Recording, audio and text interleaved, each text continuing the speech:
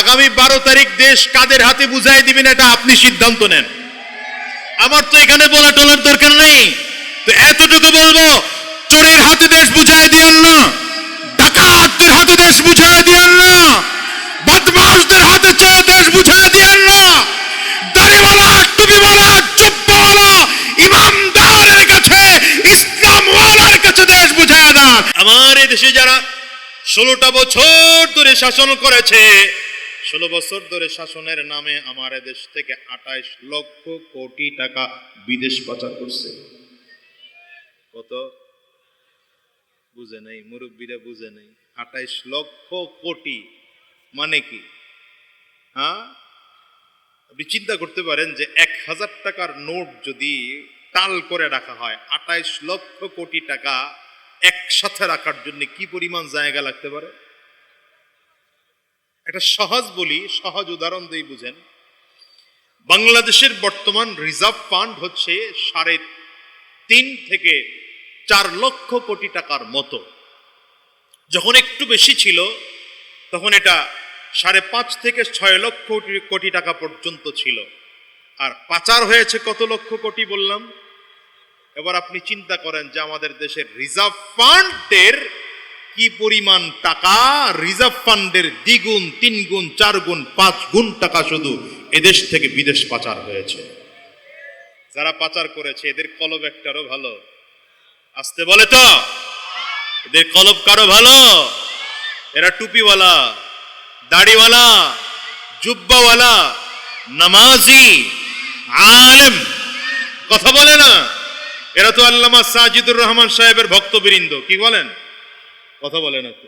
তাহলে আল্লামা শাহ আহমদ শফি রহমতুল্লাহ আলাইহির ভক্তবৃন্দ, তাহলে আল্লামা মামুনুল হক সাহেবের সাথী সঙ্গী, তাহলে পীর সাহেব চরমনাইয়ের মুরিদ। খেয়াল করে দেখেন তো, এরা যদি 2-4 জন দাড়ি রেখেছে, এই দাড়িটা কিন্তু ইবাদতের দাড়ি না, ওটা রাজনীতির দাড়ি। হ্যাঁ, দাড়িটা, কথা বলেন, আপনারা কিন্তু কথা ভালো বলেন না, ভেজাল আছে।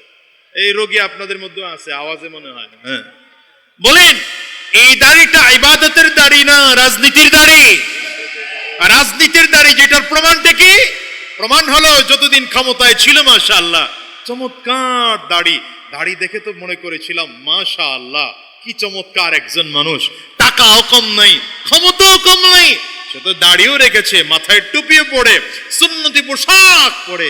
কিন্তু মারে মা, ক্ষমতা যাইতে দেরি, এখন দেখি দাড়ি তো নাই মাশাআল্লাহ, চুলের মধ্যে আবার কালার কইরা কালো বানাইছে। আপনাদের বিবারিয়া পর্যন্ত মনে হয় এই খবর আসে নাই না? হ্যাঁ, শুধু তাই না, পায়জামা পাঞ্জাবি খুলে লুঙ্গি আর শার্ট পরেছে, মাছের টলারে উঠেছে, নিজের জেলে পরিচয় দিয়েছে। আল্লাহ বলেন তারপরে বাঁচতে পারবে না, তারপরে বাঁচতে পারবে না, ঠিক কিনা আজ করে বলো। এই দাড়ি ইবাদতের দাড়ি না, এটা রাজনীতির দাড়ি। কি কথা বলেন না কেন? আর আমগো হুজুরগর দাড়ি তখনও ছিল আলহামদুলিল্লাহ, কথা কয় না তো, ইন্তেকাল পর্যন্ত থাকবে ইনশাআল্লাহ। কারণ দাড়ি যেদিন থেকে হয়েছে সেই দিন থেকে আজ পর্যন্ত দাড়ির মধ্যে কোনোদিন খুর লাগানোর সাহসই করি নেই। যেদিন থেকে মাথায় টুপি দেয়া শিখেছি সেদিন থেকে মাথা কোনোদিন টুপি ছাড়া রাস্তায় বের হওয়ার চিন্তাই করিনি। যেদিন থেকে নামাজ শুরু করেছি নামাজ ছেড়ে দেওয়ার চিন্তাই করি নাই। আমাদের নামাজ, আমাদের দাড়ি, আমাদের টুপি, আমাদের সুন্নতি পোশাক রাজনৈতিক নয়, ওটা ইবাদতের পোশাক। আর তোমাদেরটা রাজনৈতিক। না ঠিক না? এখন কিছু নেতা টেতা আছে না এখনো মাশাআল্লাহ, এখনো নির্বাচন আসছে মাশাআল্লাহ, টুপিটারে খুব টাইট করে লাগায়া, আরে বাবা রে বাবা, সালাম, খালি সালাম আর সালাম। হ্যাঁ, ডানে সালাম, বামে সালাম, সামনে সালাম, পেছনে সালাম, কি কথা বলেন না কেন? সালাম কেমনে দিতে হবে তাও জীবনে আলেমের কাছে যায় নাই তো, আলেম করে জঙ্গি বলে গালি দিছে।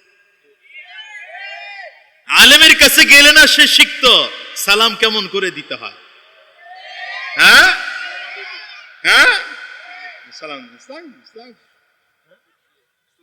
কথা বলেন না, সালাম কেউ আহ মুসলমান, তোমাকে নিয়ে কি বলবো বলো, তুমি সালামটুকু শুদ্ধ করে জানলা না।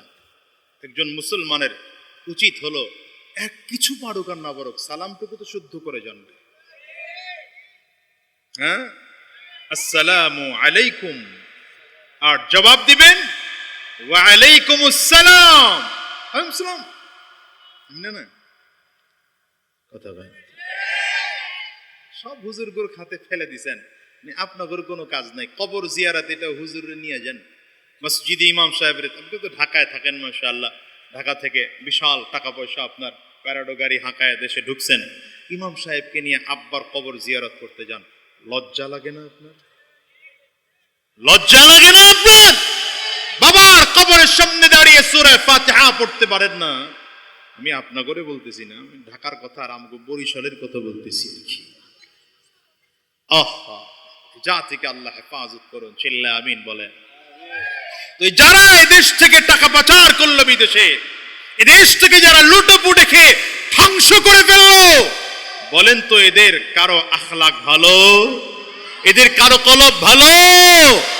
এখন দেশটা কার কাছে নিরাপদ এটা আপনার সিদ্ধান্ত, আমি জানি না। এত দেরি হয় কেন? এত দেরি হয় কেন? আগামী 12 তারিখ দেশ কাদের হাতে বুঝাই দিবেন এটা আপনি সিদ্ধান্ত নেন। আমার তো এখানে বলা টলার দরকার নেই। তো এতটুকু বলবো, চোরের হাতে দেশ বুঝাই দিয়েন না, ডাকাতদের হাতে দেশ বুঝাই দিয়েন না, বদমাশদের হাতে দেশ বুঝাই দিয়েন না, দাড়িওয়ালা, টুপিওয়ালা, জুব্বাওয়ালা ইমামদারের কাছে, ইসলামওয়ালার কাছে দেশ বুঝাই দেন। হয় 3 নম্বর, বেশি বেশি জিকির করলে জান্নাতের মধ্যে গাছ রোপণ করা হয়। মুসলমান, এই জন্য যখনই কোনো মজলিসের মধ্যে বসবেন, সুযোগ আসলে সুবহানাল্লাহ বলা যাবে কি যাবে না? চিল্লায় বলেন। সুযোগ আসবে তো আলহামদুলিল্লাহ বলে ফেলবেন, সুযোগ আসবে তো আল্লাহু আকবার বলবো, সুযোগ আসবে তো লা ইলাহা ইল্লাল্লাহ বলবো। জিকিরের আমল 24টা ঘন্টা করার ফিকির করেন। আসেন এবার যে আয়াতে কারিমা তিলাওয়াত করেছি, রব বলেন, এই দুনিয়ার মানুষ শোনো, লাকাদ কানা লাকুম ফি রাসূলিল্লাহি উসওয়াতুন হাসানা। রব্বে কারীম গোটা দুনিয়ার মানুষকে লক্ষ্য করে বলেন, এই দুনিয়ার মানুষেরা, তোমাদের জন্য রয়েছে আমার নবীজির মধ্যে গ্রহণ করার মতো উত্তম আদর্শ। কেমন আদর্শ আমার নবীর ছিল দেখেন। আমার নবী তো গোটা দুনিয়ার মধ্যে সব থেকে শ্রেষ্ঠ আখলাকওয়ালা ছিলেন। এই জন্যই তো আল্লাহ তাআলা আমার নবীর আখলাক বর্ণনা করার জন্য বলেন, ওয়া ইন্নাকা লাআলা খুলুকিন আযীম।